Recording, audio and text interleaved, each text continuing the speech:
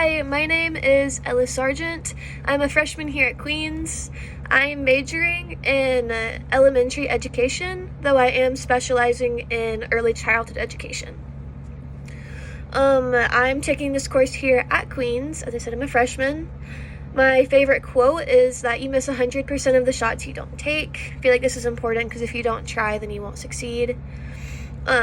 I enrolled in this course because I feel like with health and wellness, there is a differentiation between the two, and I feel like it's important to be somewhere between knowing your health and what that entails, being mentally and physically prepared, and your wellness. How are you doing? Like, where's your mind at? So I feel like this class could be beneficial into understanding the two and being able to build and grow, especially as an athlete.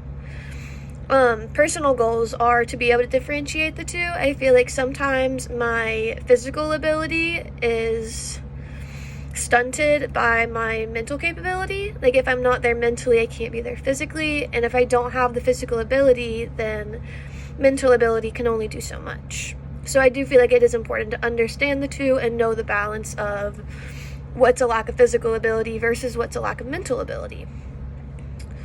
The 6 dimensions of health and wellness that we presented were physical, occupational, emotional, spiritual, intellectual, and emotional. To me, these mean physical being, how are you doing biologically? What's going on inside of you? Like, how are you working? If that makes sense. Occupational is more of the ability to perform, not from a mental aspect, just from a, can you move from point A to point B? Can your body work in this manner? Emotional being your psychological, where's your mind at? Like, is your mind stunting you? Is your mind hyping you up a little too much? Spiritual is more in the meaning of, what's the drive? What is making you think this way? What's making you act this way? What can you tie back to go back to find the roots? Intellectual is more of your motive, like, what's making you do this? What's making it all happen? And then emotional is more relationships. How does point A equal point B? How do you get from here to here? And how do you make a relationship that you're able to build on? A dimension that my family especially has worked on the most would be emotional. Especially within my sports teams as well. It's important to be together as a team before you can go ahead. Without everyone working together, you won't go very far. After reviewing the book in Thrive, I feel like the element most significant to her was on your psychological and your physical.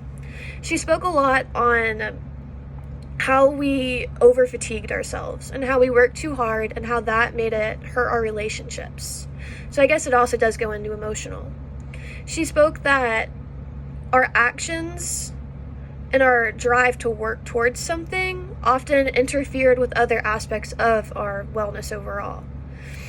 By working too hard to get a certain job or raise your pay grade, we often take away from other responsibilities, such as if your family, taking away attention from your child, or from looking at your phone too often, checking your emails instead of making and losing the ability to make eye contact with someone that you love.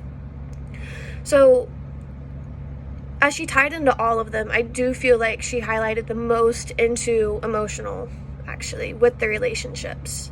Because without the relationships, you lose the ability to build on.